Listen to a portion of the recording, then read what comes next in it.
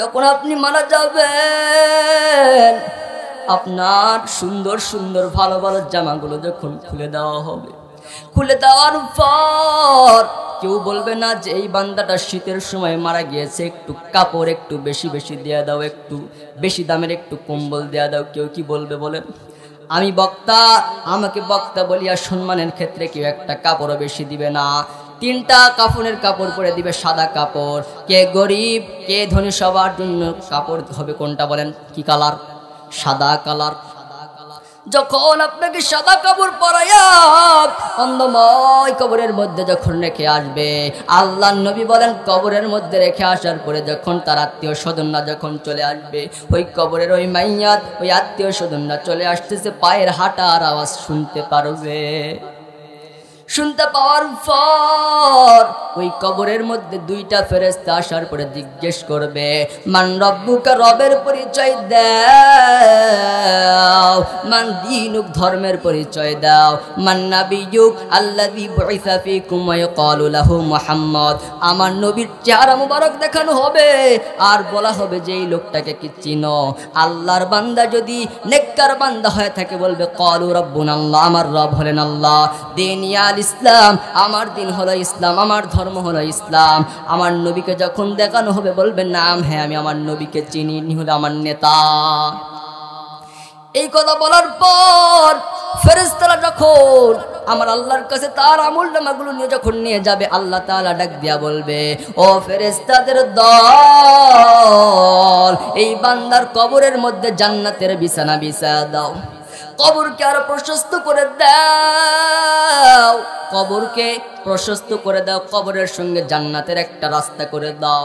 কবরের মধ্যে জান্নাতি বিছানা বিছায়া দাও। জান্নাতি বিছানা কবরের মধ্যে যখন বিছে দেওয়া হবে, বিছে দেওয়ার পর বান্দা আরাম শান্তিতে থাকবে। আর যদি বান্দা জাহান্নামী হয়ে থাকে, এই তিনটা প্রশ্নের জবাব যদি বান্দা না দিতে পারে, তাহলে আল্লাহ তাআলা ডাক দিয়া বলবে, ও ফেরেশতাদের দল, এই বান্দার কবরটাকে আরো সংকীর্ণ করে দাও। কবরের মধ্যে একটা নয়, দুইটা নয়, 99টা সাপ কবরের মধ্যে যখন ছেড়ে দেওয়া হবে, আমার নবী বলেন ওই সাপের যদি বিষ যদি কোনো দুনিয়ার কোনো জায়গার মধ্যে পড়তো, ওই জায়গাটা পুরে তামা হয়ে সারকার হয়ে যেত। নাউজুবিল্লাহ বলেন। এরে আল্লাহর গোলামের জয়পুরহাটের মুসলমান, ওই কবরের আযাব কি তুমি সহ্য করতে পারবা রে মুসলমান? সহ্য করতে পারবেন? সহ্য করতে পারবেন না। আমার আল্লাহ ডাক দেয়া কয়, হাত্তা ইযা জা আহাদাহুমুল মাউত ক্বালা রাব্বিরজিউন।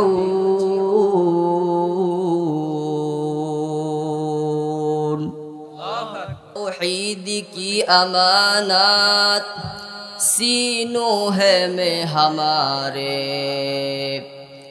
आशा नहीं मिटाना नामो निशा हमारा, बलगल उला बिकमालिही कशफद्दुजा बिजमालिही, हसनत जमीउ खिसालिही, सल्लु अलैहि व आलिही। যুগে যুগে মুসলিম ছিল শ্রেষ্ঠ বীরের জাতি, তবে কেন আজকে হলো করুণ পরিণতি? যুগে যুগে মুসলিম ছিল শ্রেষ্ঠ বীরের জাতি, তবে কেন আজকে হলো করুণ পরিণতি? কেউ বলে আজ দিন কায়েমের নেই তো প্রয়োজন, দিনের তরে মরণকে কেউ করেছে আলিমগণ। দিনের দাওয়াত দিতে গিয়ে কেউ জেলে বন্দী, বাতিল মতের সাথে আবার কেউ করে সন্ধি, ঠিক কিনা? কেউ বলে আজ দিন কায়েমের নেই তো প্রয়োজন, যুগে যুগে মুসলিম ছিল শ্রেষ্ঠ বীরের জাতি, তবে কেন আজকে হলো করুণ পরিণতি? তো আমরা শুকরিয়া আদায় করি যে মহান রব্বুল আলামিন আজকে আমাদেরকে এই এত সুন্দর একটা মাহফিলের ব্যবস্থা করার মতন তৌফিক দান করলেন। এবং এখানে এসে বসে কিছু কথা শুনবার মতন সুযোগ করে দিলেন। সেই রবের দেওয়া কণ্ঠে কালিমাতুশ শুকর উচ্চারণ করি, সবাই বলি আলহামদুলিল্লাহ। দরুদ ও সালাম বর্ষিত হোক মানবতার মুক্তির দূত, যার আদর্শ বাস্তবায়ন করা আমাদের জীবনের মূল লক্ষ্য উদ্দেশ্য, সৈয়দুল মুরসালিন খাতামান নবিয়িন প্যারে নবী হযরত মুহাম্মদ মুস্তাফা, সকলে বলি সাল্লাল্লাহু আলাইহি ওয়াসাল্লাম। সম্মানিত উপস্থিতি, আমি আপনাদের সামনে কোরআনুল কারীমের একটি সূরা তেলাওয়াত করেছি। এই সূরার উপরে আপনাদের সামনে কিছু কথা বলবো। ওমা তাওফীক ইল্লা বিল্লাহ। সম্মানিত উপস্থিতি, আপনারা আজকে একটা কিতাব থেকে কথা শুনতে এসেছেন। ওই কিতাবটার নাম কি বলেন? এই কিতাবটার নাম কি? এই কিতাবের মধ্যে কি কোনো সন্দেহ আছে? আরো জোরে বলতে হবে, সন্দেহ আছে? সম্মানিত উপস্থিতি, পৃথিবীতে যত রাইটার আছে, যত বই লেখক আছে, সবাই বইয়ের শুরুতে অথবা শেষে লিখে রাখে যে এই বইয়ের মধ্যে যদি কোনো ভুল ত্রুটি থাকে তাহলে আমাদেরকে জানায় দিবেন, আমরা সংশোধন করতে বাধিত থাকিব, তাই না? কিন্তু এই কোরআনের মধ্যে কি লেখা আছে? যালিকাল কিতাবু লা রাইবা ফি। এই কিতাবের মধ্যে কোনো সন্দেহ নেই, বলেন সুবহানাল্লাহ। কিন্তু ৯৬% মুসলমানের দেশে আজকে কিছু নাস্তিক, কিছু কুলাঙ্গার আজকে কোরআনের ভুল ধরে, ঠিক কিনা? আমার আল্লাহকে নিয়ে কটূক্তি করে, রাসূলকে নিয়ে বাজে মন্তব্য করে। সামনে যদি কোনো ইসলামিক কোনো দল যদি ক্ষমতায় আসে, আর এই ৯৬% মুসলমানের দেশে যদি কোনো নাস্তিক, কোনো কুলাঙ্গার এই রাসূলকে নিয়ে বাজে মন্তব্য করে, আল্লাহকে নিয়ে যদি কটূক্তি করে, কোরআনের যদি ভুল ধরতে আসে, মুসলমানের কর্তব্য হলো এদের অস্তিত্ব রাখা যাবে না, এদেরকে ডাইরেক্ট অ্যাকশন, ফাঁসি দিতে হবে। এই মতের পক্ষে থাকতে রাজি আছেন কারা কারা? দুইটা হাত তুলে আমার আল্লাহকে দেখায় দেন। আল্লাহ কবুল করুক, বলেন আমিন। সম্মানিত উপস্থিতি, আমি আপনাদের সামনে কোরআনুল কারীমের একটি সূরা তেলাওয়াত করেছি। তো কোরআনুল কারীমের মধ্যে মোট সূরা আছে কয়টি বলেন? কয়টি? ১১৪টি। এই সূরার মধ্যে ৩০ পারার মধ্যে এই সূরাটি অবস্থিত। এই সূরাটা ১০৩ নম্বর সূরা। কয় নম্বর? এটি হলো মাক্কি সূরা। কি সূরা? মাক্কি সূরা। এর আয়াত মোট ৩টি। তো এখন আসেন যে এই সূরাটা কেন নাজিল হলো, এর প্রেক্ষাপট কি, এর ঘটনা কি? তাফসিরে বলা হয় শানে নাজুল। কি? শানে নাজুল। সম্মানিত উপস্থিতি, তো এর প্রেক্ষাপট হলো, এর ঘটনা হলো যে এই সূরাটা নাজিল হওয়ার কারণ হলো, যখন আমার নবী কালেমার দাওয়াত দিতেন গোপনে। কিভাবে? গোপনে। তো হঠাৎ করে আল্লাহর পক্ষ থেকে আদেশ চলে আসলো, হে নবী, ওয়ানজির আশিরাতাকাল আকরাবিন, আপনি এখন প্রকাশ্যে কালেমার দাওয়াত দেন। আকরাবিন আপনার নিকট আত্মীয়দের। বলেন সুবহানাল্লাহ। এই আয়াতটা নাজিল হয়ে যাওয়ার পরে যখন আমার নবী যখন কালেমার দাওয়াত দেওয়ার জন্য কালেমার দাওয়াত যখন প্রকাশ্যে দেওয়া শুরু করে দিলেন, এই দেওয়ার পরে আবু জাহাল, আবু লাহাব, উতবা, শাইবা, ওয়ালিদ ইবনে মুগিরা তারা বলতে শুরু করে দিল যে মুহাম্মদ ছেলেটা তো ভালোই ছিল, কিন্তু কয়েকদিন থেকে দেখতেছি সে ক্ষতিগ্রস্ত হয়ে গেছে। নাউজুবিল্লাহ। এই কথাটা শোনার পরে আমার নবী একটু কষ্ট পেয়ে গেলেন যে আমি তো কোনো মানুষের বানানো কোনো দলের দিকে আমি ডাকতেছি না, আমি আমার আল্লাহর পথের দিকে ডাকতেছি, আর তারা আমাকে ক্ষতিগ্রস্ত বলতেছে। তো নবী একটু কষ্ট পেয়ে গেলেন। আমার নবীকে সান্ত্বনা দেওয়ার জন্য আল্লাহ তাআলা সূরাতুল আসরটা নাজিল করলেন। বলেন সুবহানাল্লাহ। এই সূরাতুল আসরের মধ্যে আমার আল্লাহ কি বলতেছেন? ওয়াল আসর। আল্লাহ তাআলা বলেন সময়ের কসম। কিসের কসম বলেন? আল্লাহ তাআলা কোরআনুল কারীমের মধ্যে যখন কোনো কিছু বলেন আমার আল্লাহ সময়ের কসম খান। আবার আমার আল্লাহ অনেক জায়গায় বলেছেন তিনের কসম, ওয়াজাইতুন, জাইতুনের কসম। আল্লাহ তাআলা সময়ের কসম খান, আবার কখনো তিনের কসম খান, কখনো জাইতুনের কসম খান। কারণ তিন, জাইতুন সময়ের মালিক কে? সময়ের মালিক হলেন আমার আল্লাহ। আমার আল্লাহ ডাক দিয়া কয় ওয়াল আসর, সময়ের কসম, ইন্নাল ইনসানা লাফি খুসর, নিশ্চয়ই মানুষ ক্ষতিগ্রস্ত। নিশ্চয়ই মানুষ কি বলেন? আল্লাহ তাআলা বলেন নিশ্চয়ই মানুষ ক্ষতিগ্রস্ত। আল্লাহ তাআলা বলেন ইল্লাল্লাযীনা আমানু ওয়া আমিলুস সলিহাত ওয়া তাওয়াসাউ বিল হক ওয়া তাওয়াসাউ বিস সবর। আল্লাহ তাআলা বলেন তবে তারা ব্যতীত আমানু যারা ঈমান এনেছে ওয়া আমিলুস সলিহাত যারা নেক আমল করে ওয়া তাওয়াসাউ বিল হক এবং হকের পথে থাকে। এই হকের পথে থাকার অবস্থায় যখন বিপদ আসে ওয়া তাওয়াসাউ বিস সবর ধৈর্য ধারণ করে।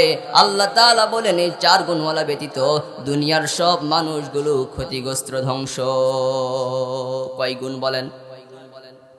চার গুণের কথা আমার আল্লাহ বলেছেন। এক নম্বর গুণের নাম ঈমান। এক নম্বর গুণের নাম কি? এই ঈমান কি? ঈমান কাকে বলে? পৃথিবীর সব মানুষের ঈমান আছে, বিধর্মী হোক খ্রিস্টান হোক, সবাই আমার আল্লাহকে বিশ্বাস করে, কিন্তু পরিপূর্ণ তাদের ঈমান নাই। ঈমান হলো 7টি জিনিসের উপর বিশ্বাস স্থাপন করাকে ঈমান বলে। এই 7টি জিনিসের উপর ঈমান আনতে হবে। ঈমান মানে বিশ্বাস করা। কি করা? বিশ্বাস স্থাপন করা। 1 নম্বর আমার আল্লাহর প্রতি ঈমান আনতে হবে। 2 নম্বর রাসূলের প্রতি ঈমান আনতে হবে। 3 নম্বর কিতাবের প্রতি ঈমান আনতে হবে। 4 নম্বরে ফেরেশতাদের প্রতি ঈমান আনতে হবে। 5 নম্বরে আমাদেরকে তাকদীরের প্রতি ঈমান আনতে হবে। 7 নম্বরে আমাদেরকে কিয়ামত দিবস, 6 নম্বরে আমাদেরকে কিয়ামত দিবসের প্রতি ঈমান আনতে হবে। আর 7 নম্বরে আমাদেরকে মৃত্যুর প্রতি ঈমান আনতে হবে, যে মৃত্যু যে আমাদের এটা হবে, এটাকে বিশ্বাস করতে হবে। ঠিক কিনা? এরে আল্লাহর গোলাম, আল্লাহ তাআলা কুরআনুল কারীমের মধ্যে বলেন ওয়াকালাতিল ইয়াহুদু উযাইর ইবনুল্লাহ ওয়াকালাতিন নাসারাল মাসীহু ইবনুল্লাহ যালিকা কওলুহুম বিআফওয়াহিহিম। আল্লাহ তাআলা বলেন ইহুদিরা বলে উযাইর আল্লাহর ছেলে, আর খ্রিস্টানরা তারা বলে ঈসা আল্লাহর ছেলে। নাউজুবিল্লাহ বলেন। তারা আমার আল্লাহকে মানতেছে, কিন্তু একটা সন্তান তারা লাগায় দিতেছে। এই জন্য তারা মুশরিক, তারা শিরিক করতেছে। কি করতেছে বলেন? তারা শিরিক করতেছে। আর আল্লাহ তাআলা শিরকের ব্যাপারে বলেন ফাকাদ হারামাল্লাহু আলাইহিল জান্নাহ, যে ব্যক্তি শিরিক করে মারা যাবে আমি আল্লাহ তার জন্য জান্নাত আমি আল্লাহ হারাম করে দিব। নাউজুবিল্লাহ বলেন। তাহলে কি শিরিক করা যাবে না? কি বলেন? শিরিক করা যাবে না। শিরিক একটা বড় জুলুম। লোকমান হাকিম তার সন্তানকে ডাক দিয়ে কয়, এই লোকমান হাকিম এই ব্যক্তিটা মূলত কোনো নবী ছিলেন না। আল্লাহ তাআলা তাকে 2টা অফার দিয়েছিলেন। ও লোকমান, 1 নম্বরে নবুয়ত নিবা না 2 নম্বরে ইলম নিবা? লোকমান হাকিম ডাক দিয়ে কয়, ও আল্লাহ, আমার ইলম আমার নবুয়তের প্রয়োজন নাই। আপনি তো নবুয়ত তো অনেককেই দিয়েছেন, আপনি আমাকে ইলমটাই, আমাকে জ্ঞানটাই আপনি আমাকে দিয়া দেন। সুবহানাল্লাহ বলেন।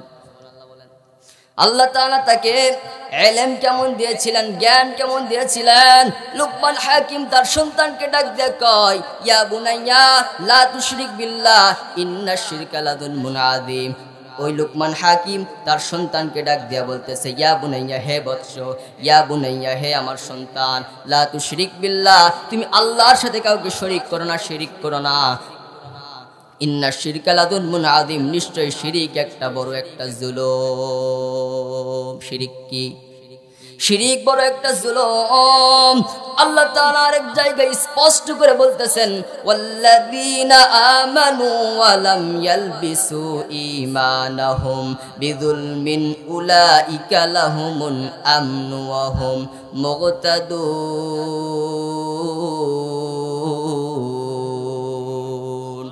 কালামে জিন্দা কুরআনে হাকিম হিকমতে ও লা ইয়াদালাস্তু কদিম জামিউল ইলম বখা কুরআন কালামুল্লাহ, বখা কুরআন কালামুল্লাহ বশুনো। আল্লাহ তাআলা বলেন, ঈমান যারা আনবে এবং তাদের জীবনকে, ঈমানকে তারা শিরকের লেবাসে আক্রান্ত করবে না, এই বান্দাগুলো হলো আমি আল্লাহর কাছের বান্দা, নিকট বান্দা, এরা আমার নিকট বান্দা। তাহলে আপনি যখন শিরিক যখন করবেন না, তখন আপনি আমার আল্লাহর কাছের হতে পারবেন। আমার আল্লাহ বলেন, শিরিক যারা করবে না আমি আল্লাহ তাদেরকে মৃত্যুর আগে হেদায়েত দিয়ে আমি আল্লাহ তাদেরকে জান্নাতের পথ আমি আল্লাহ দেখায়া দিব। আর যদি আপনি শিরিক করেন তাহলে আপনি আল্লাহর দুশমন হয়ে যাবেন, আল্লাহর শত্রু হয়ে যাবেন। কারণ শিরিক এমন একটা বড় গুনাহ, যদি শিরিকটা যদি করেন, কোনো দুনিয়ার কোনো মানুষের সঙ্গে দুশ্মনী করা হয় না, আমার আল্লাহর সঙ্গেই দুশ্মনী করা হয়। নাউজুবিল্লাহ বলেন। তাহলে শিরিক কি করা যাবে? আরো জোরে বলতে হবে, শিরিক করা যাবে? যাবে না। সম্মানিত উপস্থিত, তো দ্বিতীয় নম্বরে আমার আল্লাহ কি বলতেছেন? ওয়া আমিলুস সলিহাত, নেক আমল। কি আমল? নেক আমল, সৎ কাজ। কি কাজ? সৎ কাজ। ওয়া আমিলুস সলিহাত, নেক আমল, সৎ কাজ। নেক আমল বলতে শুধু নামাজ, শুধু রোজা, শুধু হজ, শুধু যাকাত, এগুলোই কি শুধু নেক আমল? এগুলোই কি ইবাদত? বলেন না না না, নামাজ, রোজা, হজ, যাকাতই শুধু ইবাদত না, শুধু নেক আমল না। ইবাদত, নেক আমল, আপনি যেই কাজ করবেন সেই কাজই হলো ইবাদত। আপনি চাকরি করেন, চাকরিও ইবাদত। ব্যবসা করেন, ব্যবসাও ইবাদত, যদি হয় আমার রাসূলের আদর্শ মতে। কথা কোন ঠিক কি না? এই সূরার কত মর্যাদা! সাহাবায়ে কেরামের যখন দেখা হতো, একে অপরের সঙ্গে যখন দেখা হতো, এই সূরাতুল আসরটা না শুনাইয়া সাহাবায়ে কেরাম কোনোদিন বাড়িতে কোনোদিন ফিরতো না। সুবহানাল্লাহ বলেন। এই সূরার কত দাম! রাইসুল মুফাসসির আব্দুল্লাহ ইবনে আব্বাস রাদিয়াল্লাহু তাআলা আনহু বলেন, আল্লাহ তাআলা যদি কোরআনুল কারীমের মধ্যে আরেকটা আয়াত যদি না দিত, আরেকটা সূরাও যদি না দিত, আল্লাহ তাআলা যদি এই সূরাতুল আসরটা যদি দিত, তাহলে এই সূরাতুল আসরটা বান্দার জন্য জান্নাতে যাওয়ার জন্য যথেষ্ট হয়ে যেত। আল্লাহ তাআলা বলেন, ওয়া তাওয়াসাউ বিল হক, যারা হকের পথে থাকে এবং ওই হকের পথে থাকা অবস্থায় যখন বিপদ আসে, ওয়া তাওয়াসাউ বিস সবর, ধৈর্য ধারণ করে। আল্লাহ তাআলা বলেন, এই 4 গুণওয়ালা ব্যতীত দুনিয়ার সব মানুষগুলো ক্ষতিগ্রস্ত, ধ্বংস। কয় গুণ? 4 গুণ। আজকে পৃথিবীর দিকে তাকায় দেখেন, বাংলাদেশের দিকে তাকায় দেখেন, যারা আজকে হকের পথে থাকে, হকের দাওয়াত যখন মানুষকে দেয়, এদের উপর বিপদ আছে না নাই? জোরে বলতে হবে, আছে না নাই? বলেন। যারা হকের পথে থাকবে তাদের উপর বিপদ আসবে। ইমাম আজম আবু হানিফা রহিমাহুল্লাহ, তার জামানায় তার ওই জালিম বাদশা মানসুর ডাক দিয়া কয়, ও ইমাম আজম আবু হানিফা, আমি তোমাকে প্রধান বিচারক বানাতে চাই। ইমাম আজম ইবনে আবু হানিফা ডাক দিয়া কয়, ও বাদশা মানসুর, আমি তোমার অধীনে কাজ করতে চাই না, আমি প্রধান বিচারক হতে চাই না। ওই বাদশা মানসুর তাকে জেলখানার মধ্যে বন্দি করে যখন রাখলেন, রাখার পর তার উপর টর্চার শুরু করে দিলেন, অত্যাচার করতেছিলেন। অত্যাচার করতে করতে করতে ইমাম আজম আবু হানিফার মাকে যখন নিয়ে আসা হলো, মার সামনে যখন সন্তানকে মারতেছিল, মার চোখ দিয়ে টপ টপ করে পানি পড়তেছিল। ইমাম আবু হানিফা মনে মনে চিন্তা করতেছে, হাই হাই, আমার মার সামনে জালিম বাদশা মানসুর আমাকে মারতেছে, আমার মা বোধহয় কষ্ট পেয়ে বোধহয় কান্না করতেছে। ওই সময় ইমাম আজম আবু হানিফার মা ডাক দিয়া বলে, ও সন্তান, তোকে যে জালিম বাদশারা তোকে মারতেছে, এই জন্য আমি মা কান্না করি নাই, আমি কান্না করতেছি তুই কখন এই বাদশা মানসুর, জালিম বাদশা মানসুরের অত্যাচার সহ্য করতে না পারিয়া তুই কখন না জানি তাদের কথার মধ্যে রাজি হয়ে যাস। কেমন মা, কেমন সন্তান!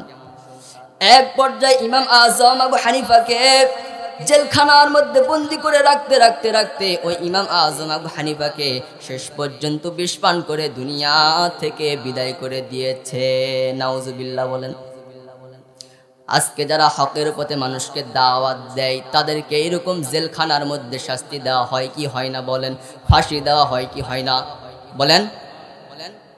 এরে আল্লাহর গোলাম, আমার নবী ইসলামের জন্য, হকের দাওয়াত দেওয়ার জন্য আমার নবী কত কষ্ট করলেন।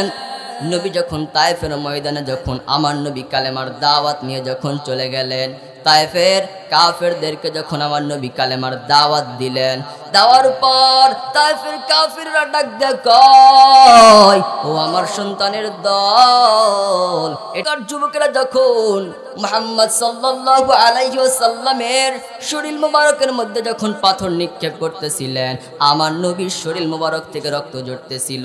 যেই নবীর শরীরের মধ্যে মশা মাছি পড়া হারাম, ওই নবীর শরীর মোবারকের মধ্যে কাফেরের বাচ্চারা যখন পাথর নিক্ষেপ করতেছিল, আমার নবীর চোখ মুবারক থেকে পানি পড়তেছিল, আমার নবী কান্না করতেছিল।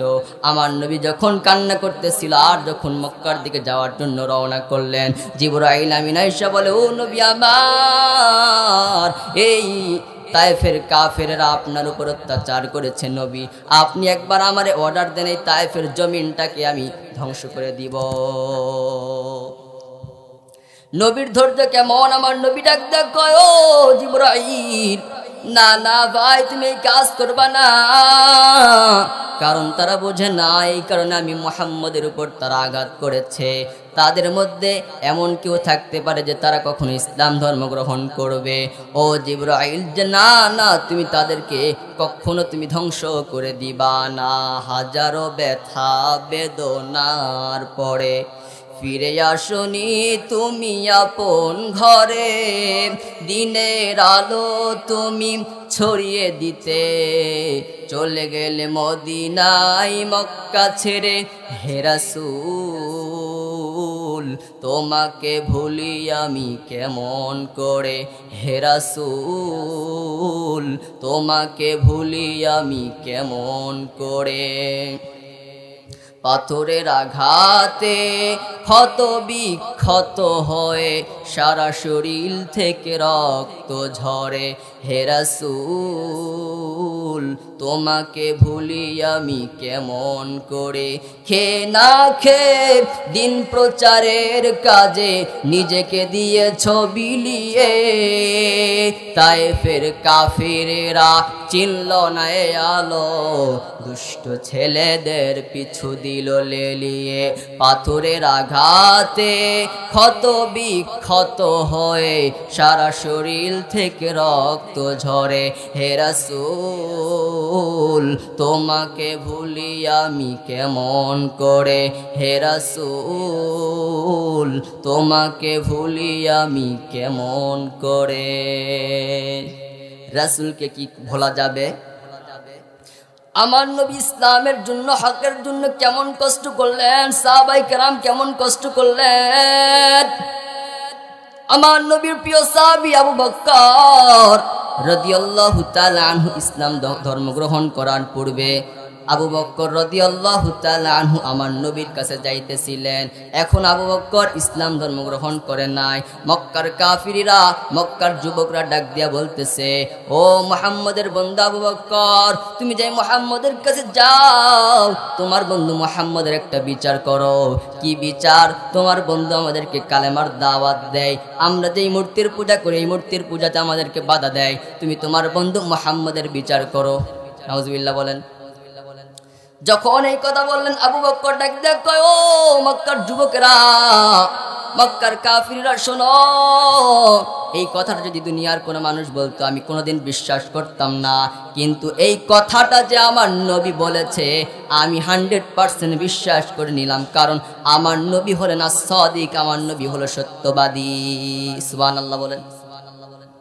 আবু বকর ইসলাম ধর্ম গ্রহণ করে না। এরপরে আবু বকর এই কথা বলে যখন আমার নবীর কাছে গেলেন, যাওয়ার পর দেখতেছে আমার নবী কোরআনুল কারীমের আয়াতগুলো তেলাওয়াত করতেছে। আবু বকর আমার নবীর কোরআনের কারীমের আয়াতগুলো তেলাওয়াত শুনতেছিল। তেলাওয়াত শোনার পরে আবু বকর ডাক দিয়া কয়, ও নবী আমার, আপনি মক্কার কাফিরদেরকে কি আপনি কালেমার দাওয়াত কি নবী দিয়েছেন? ও নবী, আপনি কি কালেমার দাওয়াত কি আপনি দিয়েছেন? আমার নবী ডাক দিয়া কয়, রে আবু বকর, হ্যাঁ হ্যাঁ আমি কালেমার দাওয়াত দিয়েছি। নবী ডাক দিয়া কয়, আবু বকর, তুমি আমার সঙ্গে পড়ে নাও, লা ইলাহা ইল্লাল্লাহু মুহাম্মাদুর রাসূলুল্লাহ, লা ইলাহা লা ইলাহা লা ইলাহা ইল্লাল্লাহ, জোরে লা ইলাহা লা ইলাহা লা ইলাহা ইল্লাল্লাহু মুহাম্মাদুর রাসূলুল্লাহ। আবু বকর বলে, ও নবী আমার, আমি আপনার কথা ইসলাম ধর্ম শুধু গ্রহণ করব না নবী আমার, আমি আপনার জন্য জীবনটাকে পর্যন্ত কোরবান করে দিতে চাই। সুবহানাল্লাহ বলেন। সাহাবায়ে কেরাম আমার নবীর কেমন আশিক। আবু বকর যখন ইসলাম ধর্ম গ্রহণ করলেন, ইসলাম ধর্ম গ্রহণ করার পরে যখন আবু বকর একদিন রাস্তা দিয়ে হেঁটে যাইতেছিলেন, হঠাৎ করে মক্কার কাফিরেরা আমার নবীকে একা পাইয়া যখন আমার নবীকে তারা মারতেছিল, অত্যাচার করতেছিল, আবু বকরের চোখে যখন পড়ে গেল যে তারা আমার নবীর উপর তারা অত্যাচার করতেছে, আবু বকর কি সহ্য করতে পারবে বলেন? আমার নবীকে মারতে মারতে যখন অজ্ঞান করে দেওয়া হলো, নবীকে অজ্ঞান করে দেওয়ার পরে আবু বকর মক্কার কাফিরদের পা জড়ায় ধরে কান্না করে আর বলে, রে মক্কার কাফিরেরা, আমার নবীকে আর মাইরো না, আমার নবীর শরীর মুবারকের মধ্যে আর আঘাত করো না, তোমরা আমার নবীর বদলতে আমার শরীর মুবারকের মধ্যে তোমরা আঘাত করো। বলেন সুবহানাল্লাহ। এই কথা বলার পর ওই মক্কার কাফির আবু জাহাল আমার নবীকে অত্যাচার করা বাদ দিয়া এবার আবু বকরের শরীর মুবারকের মধ্যে যখন অত্যাচার শুরু করে দিল, আবু বকরকে উপর করে শুয়াইয়া ওই মক্কার কাফেররা বড় বড় একটা দেহওয়ালা বেঈমান তারা দূর থেকে দৌড়াইয়া আসতেছে, আয়েশা আবু বকরের বুকের উপর লাফ দিতেছে। নাউজুবিল্লাহ বলেন। আবু বকর এক পর্যায়ে অজ্ঞান হয়ে গেলেন। আবু বকর অজ্ঞান হয়ে যাওয়ার পর মক্কার কাফিরেরা, মক্কার মুশরিকরা তারা ভাবতেছে আবু বকর বোধহয় দুনিয়া থেকে বিদায় নিয়ে চলে গেছে। এই বলিয়া যখন আমার আবু বকরকে যখন রেখে তারা চলে গেল, রেখে চলে যাওয়ার পরে আবু বকরের গোত্রের লোকের আবু বকরকে যখন নিয়ে তার বাড়িতে চলে গেলেন, তার বাড়িতে নিয়ে যাওয়ার পর আবু বকরের মা এখনো ইসলাম ধর্ম গ্রহণ করেন নাই। আবু বকরের মা তার সেবা যত্ন সে করতেছিল, আবু বকরের সেবা করতেছিল, আবু বকরের জ্ঞান ফিরে নাই। আবু বকরের যখন জ্ঞান ফিরে গেল, ও জয়পুরহাটের মুসলমান, ও রশিদারের মুসলমান, ও আমার এলাকার মুসলমানরা তোমরা শোনো, আবু বকরের যখন জ্ঞান ফিরে গেল, আবু বকরের মা ডাক দিয়ে কয়, তোকে আগেই বলেছিলাম যে মুহাম্মদের কাছে যাওয়ার কোনো দরকার নাই, মুহাম্মদের কাছে যাওয়ার কোনো দরকার নাই, তুই কেন গেলি? তোর চেহারার মধ্যে তাকানো যায় না, তোর চেহারাটা কেমন হয়ে গেছে, তোর ঠোঁটটা কেমন হয়ে গেছে। মক্কার কাফেরেরা তোর ঠোঁটের উপর ওই খরামের জুতা দিয়া তোর ঠোঁটের উপর আঘাত করেছে, তোর চেহারার দিকে তাকানো যায় না। ও আবু বকর, দুধের গ্লাস রেখে গেলাম, দুধটা পান করে দে, তাড়াতাড়ি তোর শরীরটা সুস্থ হয়ে যাবে। আবু বকর ডাক দিয়া কয়, ও মা, আমার শরীর সুস্থ হওয়ার দরকার নাই, বলো আমার নবী কোথায় রে মা? ও মা, আমি দেখেছি মা, মক্কার কাফের, মক্কার মুশরিকরা আমার নবীর শরীর মুবারকের মধ্যে আঘাত করেছে রে মা, বলো আমার নবী কোথায়? আবু বকরের এই কথা শোনার পর আবু বকর রাদিয়াল্লাহু তাআলা আনহুর মা আমার নবীকে খুঁজতে যখন চলে গেলেন, আমার নবীকে খুঁজতে যাওয়ার পর আবু বকরের মা আমার নবীকে পেয়ে গেলেন। নবী দারুল আরকানের ঘরের মধ্যে বসা আছে। আবু বকরের মা আবু বকরকে আয়েশা বলে, আবু বকর, তোমার নবী মুহাম্মদ দারুল আরকানের ঘরের মধ্যে বসে আছে। আবু বকর হাঁটতে পারে না, আবু বকর চলতে পারে না। আবু বকরের মাতাকে আর একটা মহিলা ঘাড়ের উপর হাত দিয়ে আবু বকর শেষরায়া যাইতেছিল। দারুল আরকানের যে গেট, সেই গেটের মধ্যে ঢোকার পর আমার নবীর চোখ পড়ে গেল আবু বকরের দিকে। আমার নবী আবু বকরের দিকে তাকানোর পর আমার নবী আল্লাহু আকবার বলে চিৎকার করতেছিলেন। আল্লাহু আকবার বলেন, আল্লাহু আকবার। নবী যখন আল্লাহু আকবার বলে চিৎকার করতেছিলেন, এরে আল্লাহর গোলাম, আমার নবী যখন আল্লাহু আকবার, আল্লাহু আকবার, আল্লাহু আকবার বলে চিৎকার করতেছিলেন, ওই সময় জিবরাইল আমিন এসে বলে, ও নবী, আপনি আল্লাহু আকবার বলে কেন চিৎকার করতেছিলেন? আমার নবী ডাক দেয়া কয়, ও জিবরাইল ভাই, আমি আমার আবু বকরকে দেখি আমি আল্লাহু আকবার বলে চিৎকার করতেছিলাম, কারণ আমার আবু বকরকে কেমন হালতে মেরেছে, আমার আবু বকরের চেহারার মধ্যে তাকানো যায় না। জিবরাইল আমিন ডাক দেয়া কয়, ও নবী আমার, আল্লাহ অফার দিয়েছেন, আপনার কি মনের আশা? নবী আমার আল্লাহ পূরণ করে নিবে। নবী ডাক দেয়া কয়, ও জিবরাইল, আমার আল্লাহ যেহেতু অফার দিয়েছে, আমার মনের আশা হলো আজ যদি আবু জাহাল আর যদি ওমরের মতো যদি একজন যদি ইসলামে থাকতো, তাহলে আমার আবু বকরকে মক্কার কাফিররা এইভাবে তার শরীর মুবারকের মধ্যে আঘাত করতে পারতো না। আমি চাই আবু জাহাল না হয় ওমর যেন ইসলামের জন্য তারা কবুল হয়ে যায়, যে কোনো একজনের আমার দরকার। ওইদিকে আবু জাহাল ঘোষণা দিয়েছে, কে আছো মুহাম্মদের গর্দান নিয়ে দিবা, তাকে আমি লাল 300 উট আমি তাকে দিব। ওমর দাঁড়ায় বলে, আমি মুহাম্মদের গর্দান আমি আনিয়া দিব। কি করবে বলেন? আমি নবীর গর্দান আনার জন্য যাব। ওমরকে যখন অস্ত্র দেওয়া হলো, ওমর রাদিয়াল্লাহু তাআলা আনহু আমার নবীর গর্দান আনার জন্য যখন যাইতেছিল, হঠাৎ পথের মধ্যে এক লোকের সঙ্গে দেখা হয়ে গেল। ওই লোক ডাক দিয়ে কয়, রে ওমর, কোথায় যাও? ওমর ডাক দিয়ে কয়, আমি নবীর মুহাম্মদের গর্দান আনার জন্য যাই। ওই লোক ডাক দিয়ে কয়, মুহাম্মদ কি তোমার নিজের কেউ হয় নাকি, তোমার আত্মীয় নাকি? ওমর ডাক দিয়ে কয়, না না, মুহাম্মদ আমার কোনো আত্মীয় না, কেউ আমার না। ওই লোক ডাক দেয় কয়, তুমি মুহাম্মাদের গর্দান তুমি পরে এনো, যাও তোমার বোন আর তোমার ভগ্নিপতির তুমি আগে খবর নাও। তোমার বোন আর ভগ্নিপতি ইসলাম ধর্ম গ্রহণ করেছে। এই কথা শোনার পর ওমরের মেজাজ গরম হয়ে গেল, মাথা গরম। ওমর এবার নবীর গর্দান আনা বাদ দিয়া, নবীর কাছে যাওয়া বাদ দিয়া ওমর তার বোনের বাড়িতে যখন চলে গেল, বোনের বাড়িতে যাওয়ার পর বোনের বাড়ির ঘরের দরজার মধ্যে দেখতেছে দরজা বন্ধ। ওই দরজার বন্ধ ঘরের মধ্যে আড়ালের মধ্যে খাব্বাব রাদিয়াল্লাহু তাআলা আনহু তার বোন আর ভগ্নিপতিকে কোরআন তেলাওয়াত শিখাইতে বলেন সুবহানাল্লাহ। ওই সময় ওমর যাওয়ার পর দরজার মধ্যে যখন নক করলেন, এর জয়পুরহাটের মুসলমান। নক করার পর তার বোন খোলে না, তার বোন বুঝতে পেরে গেছে যে ওমর এসেছে। ওমর রাদিয়াল্লাহু তাআলা আনহু দরজা ভাঙার পরে যখন ঘরের মধ্যে ঢুকে গেলেন, তার বোন আর ভগ্নিপতিকে আঘাত করা শুরু করে দিলেন। খাব্বাব রাদিয়াল্লাহু তাআলা আনহু লুকায় গেলেন, খাব্বাব রাদিয়াল্লাহু তাআলা আনহু লুকায় গেলেন। হঠাৎ করে ওমর রাদিয়াল্লাহু তাআলা আনহু তার বোনকে মারতে মারতে এক পর্যায়ে ওমর রাদিয়াল্লাহু তাআলা আনহুর একটা মায়া লেগে গেল, নিজেরই তো রক্তেরই, ঠিক না? তার বোনকে দেখিয়া মায়া লেগে গেল। বোনকে ডাক দেয়া কয়, ও বোন, তোরা কেন মুহাম্মদের দলের মধ্যে চলে গেলি?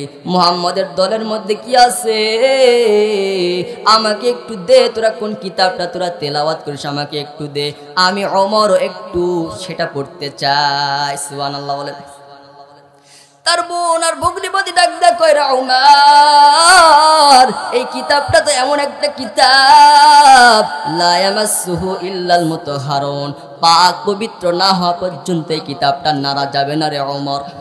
ও ওমর, যাও, তুমি তো নাপাক, যাও যাও, তুমি আগে গোসল করে আসো। ওমর রাদিয়াল্লাহু তাআলা আনহু যখন গোসল করে আসলেন, গোসল করে আসার পর ওমর কোরআনুল কারীমের আয়াতগুলো যখন পড়তেছিল, আর ওমরের চোখ দিয়ে টপ টপ করে পানি পড়তেছিল, কারণ ওমর একটু আরবি গ্রামার একটু ভালো জানতো। অর্থগুলো ওমর রাদিয়াল্লাহু তাআলা আনহু বুঝতে পেরে গেলেন। হযরতে ওমর ডাক দিয়ে কয়, ও বোন, তোমরা কার হাতে কালেমা ধর্ম গ্রহণ করেছো? চলো চলো, আমাকে একটু তার কাছে একটু নিয়ে যাও। সুবহানাল্লাহ বলেন। এই কথা বলার পর তার বোন আর ভগ্নিপতি ওই সময় খাব্বাব রাদিয়াল্লাহু তাআলা আনহু লুকায় ছিলেন। খাব্বাব রাদিয়াল্লাহু তাআলা আনহু বের হয়ে বলতেছেন, চলো আমি তোমাকে মুহাম্মদের কাছে নিয়ে যাব। আমার নবীর কাছে যখন যাই, ওই তরবারি নিয়ে যখন আমার নবীর কাছে যাইতেছিল, আমার নবী দারুল আরকানের মধ্যে একটা ঘরের মধ্যে আমার নবী সাহাবায়ে কেরামদেরকে দার্স দিতেছিলেন। ওই সময় কিছু সাহাবী দেখতে পেরে গেলেন মুহাম্মদ নবী আমার নবীর উপর অত্যাচার করার জন্য ওমর রাদিয়াল্লাহু তাআলা আনহু অস্ত্র নিয়ে আসতেছে। সাহাবায়ে কেরাম দেখার পর আমার নবীকে ডাক দেয়া কয়, ও নবী, ওমর বিন খাত্তাব আসতেছে আপনাকে মারার জন্য। নবী, যান যান, ও নবী আমার, আপনি পালায়া যান। নবী ডাক দেয় কয় ও সাহাবায়ে কেরাম, ওমর আমাকে মারতে আসে না, ওমর সে নিজেই মরার জন্য সে আসতেছে। এই বলি আমার নবী যখন চুপ করে বসেছিলেন, ওই ওমর রাদিয়াল্লাহু তাআলা আনহু আসার পর ডাক দেয় কই নবী আপনার কোনো ভয় নাই, আপনার কোনো টেনশন নাই। ও নবী আমার, আমাকে কালেমা পড়ায়া দেন, আমি মুসলমান হতে চাই। বলেন লা ইলাহা ইল্লাল্লাহু মুহাম্মাদুর রাসূলুল্লাহ, লা ইলাহা লা ইলাহা, জোরে লা ইলাহা লা ইলাহা ইল্লাল্লাহু মুহাম্মাদুর রাসূলুল্লাহ।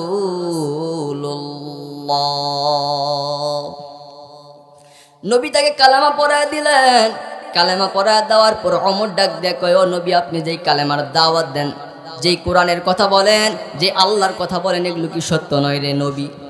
নবী ডাক দেয় কই রে ওমর, এগুলো সব সত্য।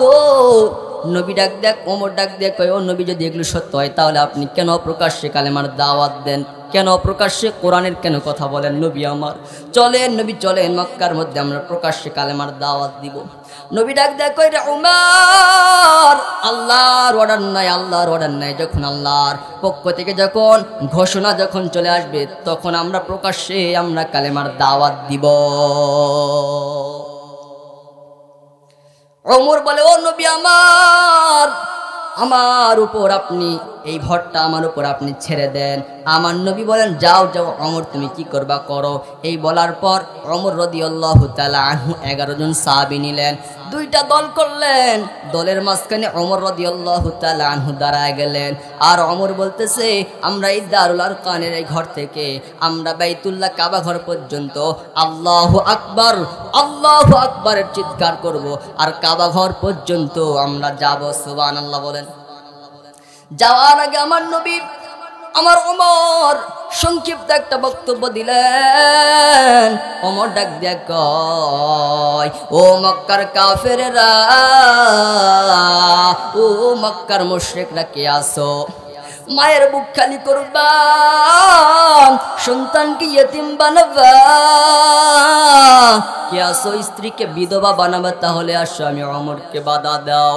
এই কথা বলার পর ওমর রাদিয়াল্লাহু তাআলা আনহু সাহাবায়ে কেরামদেরকে নিয়া ওমর রাদিয়াল্লাহু তাআলা আনহু যখন স্লোগান দিতেছেন আল্লাহু আকবার, আল্লাহর নামে যখন স্লোগান দিতেছিলেন, আবু জাহেল, উদ্বা, ওয়ালিদ ইবনে মুগিরা তারা এখন ভাবতেছে মক্কার মধ্যে কেমন আছে আমাদের থেকে অনুমতি না নিয়া আল্লাহু আকবার আল্লাহু আকবার আল্লাহু আকবারের তাকবীর দিতেছে, স্লোগান দিতেছে।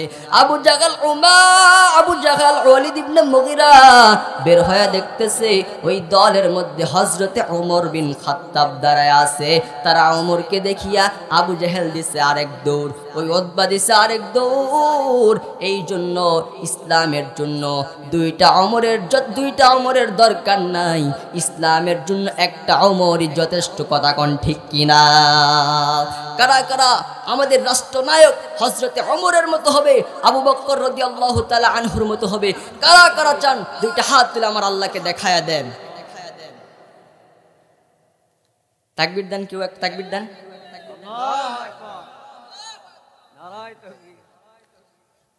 আল্লাহ কবুল করে বলেন আমিন। একটা তাকবীরও দিতে পারেন না আপনারা? সম্মানিত উপস্থিতি, তো হেদায়েত দেওয়ার মালিক কে? রিজিকের মালিক কে? মৃত্যুর মালিক কে? মৃত্যু দেন কে? ওয়ামা মিন দাব্বাতিন ফিল আরদি ইল্লা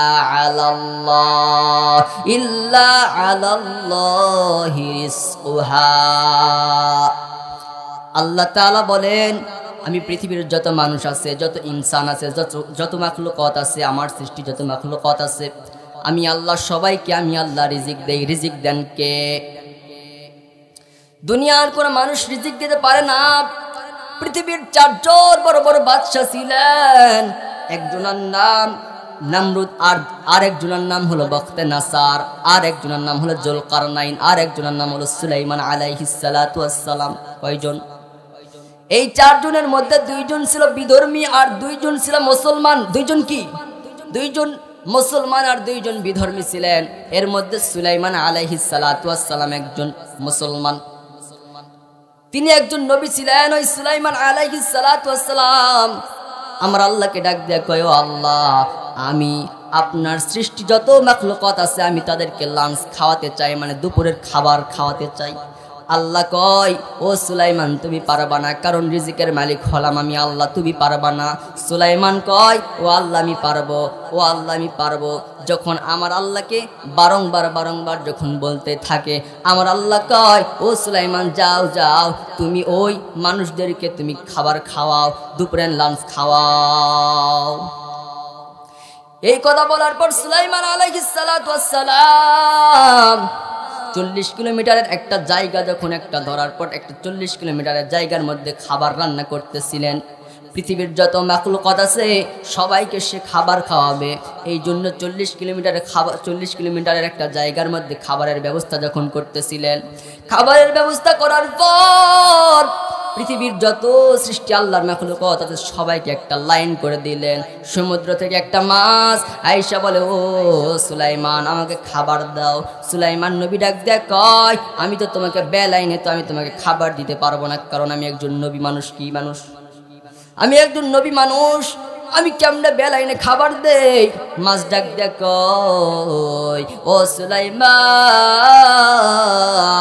আমাকে যদি খাবার না দাও, আমি যদি ক্ষুধার যন্ত্রণায় যদি আমি মারা যাই, কাল কিয়ামতের দিন তোমার বিচার হবে। এই কথা বলার পর সুলাইমান আলাইহিস সালাতু ওয়াসসালাম ভয় পেয়ে গেলেন। সুলাইমান আলাইহিস সালাতু ওয়াসসালাম ওই মাছকে যখন খাবার খাওয়ার জন্য যখন বললেন, খাবার খাওয়ানোর যখন প্রস্তুতি নিলেন, ওই মাছ ডাক দেয়, কয়, ও সুলাইমান আমি এই মুখটা হা করলাম, তুমি খাবার দিতেই থাকবা, আমি যতক্ষণ পর্যন্ত আমার মুখটাকে বন্ধ করব না ততক্ষণ পর্যন্ত তুমি আমার মুখে খাবার দিতেই থাকবা। এই কথা বলার পর যখন সুলাইমান আলাইহিস সালাতু ওয়াসসালাম একটু ওই মাছের মুখের মধ্যে একটা গরু দিলেন, তবু ওই সেই মাছটা হা করে আছে। ছাগল দিলেন, এই করতে করতে করতে করতে 40 কিলোমিটারের খাবার যখন শেষ হয়ে গেল, এরপরে ওই মাছটা হা করে আছে। সুলাইমান আলাইহিস সালাতু ওয়াসসালামকে মাছ ডাক দেয়, কয়, ও সুলাইমান, ও আল্লাহর নবী, আমার আল্লাহ তাআলা আমাকে 3 বেলা 3 মুঠো খাবার খাওয়ায়, যেই খাবার খাওয়ার পর যেই তৃপ্তি হয়, তোমার এই 40 কিলোমিটারের খাবার খেয়েও আমার সেই তৃপ্তি হয় নাই। তখন ওই সুলাইমান আলাইহিস সালাতু ওয়াসসালাম তখন বুঝতে পেরে গেলেন, দুনিয়ার কোনো মানুষ রিজিক দিতে পারে না, রিজিক দিতে পারেন চিল্লায় বলেন তার নাম। রিজিকের মালিক হলেন আমার আল্লাহ, মৃত্যুর মালিক হলেন আমার আল্লাহ। আপনি যখন মারা যাবেন, মারা যাওয়ার পরে যখন আপনার ধনী, আপনি টাকা পয়সা আছে, গাড়ি বাড়ি আছে, সব কিছু রেখে আপনাকে চলে যেতে হবে অন্ধময় কবরে। যখন আপনি মারা যাবেন, আপনার সুন্দর সুন্দর ভালো ভালো জামাগুলো যখন খুলে দেওয়া হবে, খুলে দেওয়ার পর কেউ বলবে না যে এই বান্দাটা শীতের সময় মারা গিয়েছে, একটু কাপড় একটু বেশি বেশি দিয়ে দাও, একটু বেশি দামের একটু কম্বল দিয়ে দাও। কেউ কি বলবে বলেন? আমি বক্তা, আমাকে বক্তা বলিয়া সম্মানের ক্ষেত্রে কেউ একটা কাপড়ও বেশি দিবে না। 3টা কাফনের কাপড় পরে দিবে, সাদা কাপড়। কে গরিব কে ধনী সবার জন্য কাপড় হবে কোনটা বলেন? কি কালার? সাদা কালার। যখন আপনাকে সাদা কাপড় পরাইয়া অন্ধময় কবরের মধ্যে যখন রেখে আসবে, আল্লাহর নবী বলেন, কবরের মধ্যে রেখে আসার পরে যখন তার আত্মীয় স্বজনরা যখন চলে আসবে, ওই কবরের ওই মাইয়াত, ওই আত্মীয় স্বজনরা চলে আসতেছে, পায়ের হাঁটার আওয়াজ শুনতে পারবে। শুনতে পাওয়ার পর ওই কবরের মধ্যে দুইটা ফেরেশতা আসার পরে জিজ্ঞেস করবে, মান রব্বুকা, রবের পরিচয় দাও, মান দীনুক, ধর্মের পরিচয় দাও, মান নাবিয়ুক আল্লাযী বুইসা ফীকুম ওয়া ইয়াকালু লাহু মুহাম্মদ, আমার নবীর চেহারা মুবারক দেখানো হবে আর বলা হবে যে এই লোকটাকে কি চিনো? আল্লাহর বান্দা যদি নেককার বান্দা হয়ে থাকে বলবে ক্বালু রাব্বুনাল্লাহ, আমার রব হলেন আল্লাহ, দিনিয়াল ইসলাম, আমার দিন হলো ইসলাম, আমার ধর্ম হলো ইসলাম। আমার নবীকে যখন দেখানো হবে বলবে নাম, হ্যাঁ আমি আমার নবীকে চিনি, ইনি হলো আমার নেতা।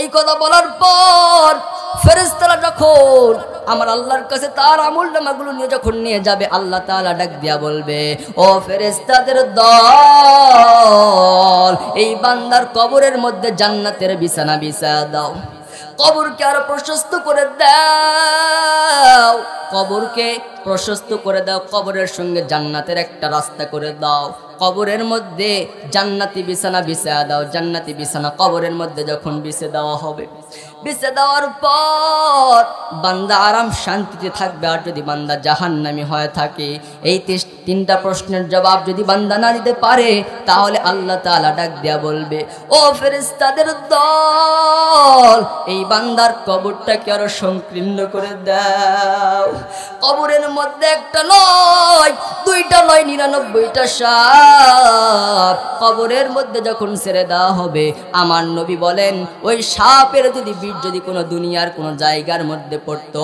ওই জায়গাটা পুরে তামা হয়ে সারকার হয়ে যেত। নাউজুবিল্লাহ বলেন। এরে আল্লাহর গোলামের জয়পুরহাটের মুসলমান, ওই কবরের আযাব কি তুমি সহ্য করতে পারবা রে মুসলমান? সহ্য করতে পারবেন? সহ্য করতে পারবেন না। আমার আল্লাহ ডাক দেয়া কয়, হাত্তা ইযা জা আহাদাহুমুল মাউত ক্বালা রাব্বিরজিউন। ই কালামে জিন্দা কুরআনে হাকিম, হিকমতে উ লা ইয়াদালাস্তু কাদিম। আল্লাহ তাআলা বলেন, ওই কবরের ওই গুনাহগার বান্দাটা বলতে থাকবে, আল্লাহ দুনিয়ার মধ্যে আর একটা বার আমাকে ফেরত পাঠান রে মালিক, আমাকে আর একটা বার ফেরত পাঠান। আল্লাহ তাআলা কি ওই বান্দাকে ওই সময় দুনিয়ার মধ্যে ফেরত পাঠাবে? বলেন, ফেরত পাঠাবে না। আল্লাহ তাআলা বলেন, লাআল্লি আমানু সালিহান ফীমা তারাকতু ক্বালা কাল্লা ইন্নাহু কালিমাতুন হুয়া কাইলুহা ওয়া মিন ওয়ারাইহিম বারযাখুন আলা ইয়াউমি ইউবআসুন। আল্লাহ তাআলা বলেন, ওই বান্দাটা বলতে থাকবে, আল্লাহ দুনিয়ার মধ্যে আর একটা বার আমাকে ফেরত পাঠান, দুনিয়ার মধ্যে যে আমলগুলো আমার করার দরকার ছিল, আপনি যদি আমাকে আর একটা বার দুনিয়ার মধ্যে পাঠান, আমি সব আমলগুলো গুনে গুনে আমি সব আমল করে আপনার কাছে ফিরে আসব। আল্লাহ তাআলা ওই দিন কি বান্দাকে সময় দিবে? কথা কোন সময় কি দিবে? আল্লাহ তাআলা বলেন, আন্নারু ইউরাদুনা আলাইহা গুদুওয়ান ওয়া আশিয়া ওয়া ইয়াওমা তাকুমুস সাআ আদখিলু আলা ফিরআউন আশাদ্দাল আযাব।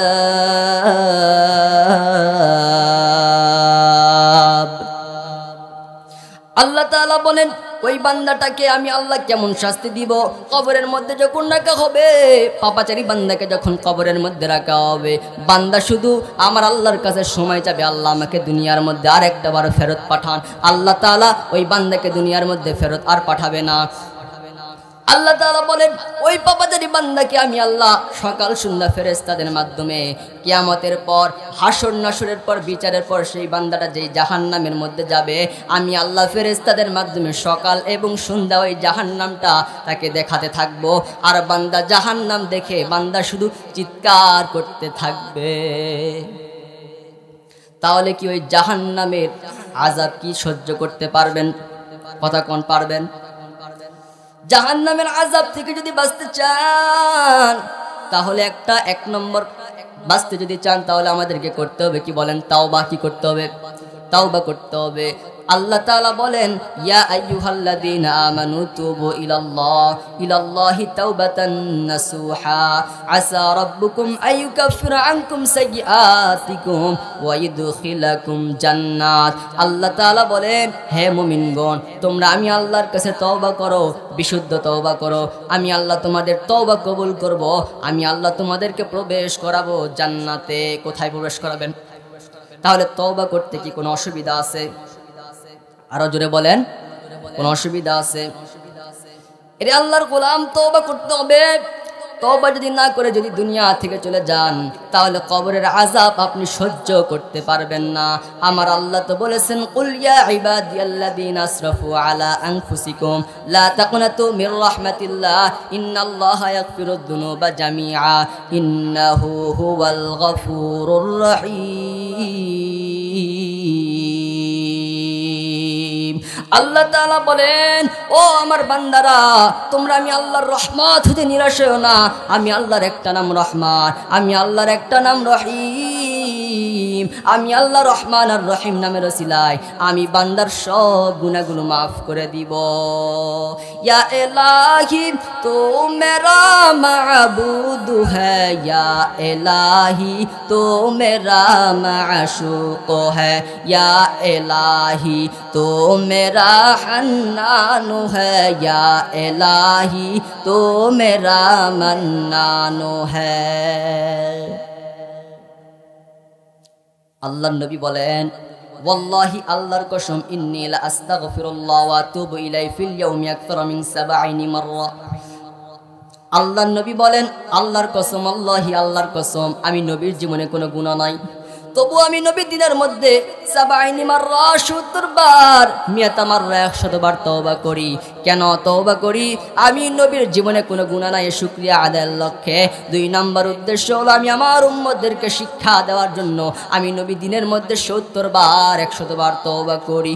ওগো নবীর উম্মতেরা হয়ে আদি দিশাহারা, কোরআন হাদিসের চল, কোরআন হাদিসের চল, যখন যাহা চাই মনে, নবী বিনে কে তরাবে ফুলসিরাত মিজানে, নবী বিনে কে তরাবে ফুলসিরাত মিজানে। নবী আমার জীবন ভরে দিনের লাগি কষ্ট করে, নবী আমার জীবন ভরে দিনের লাগি কষ্ট করে। তারপরেও কত মারলো তাকে দুশ্মনে, নবী বিনে কে তরাবে ফুলসিরাত মিজানে, নবী বিনে কে তরাবে ফুলসিরাত মিজানে। যেমন ইয়েতিম নবী আমার, পিতা মাতা নাই যে তাহার, এমন ইয়েতিম নবী আমার, পিতা মাতা নাই যে তাহার। তারপরেও কত মারলো তাকে দুশ্মনে, নবী বিনে কে তরাবে ফুলসিরাত মিজানে, নবী বিনে কে তরাবে ফুলসিরাত মিজানে।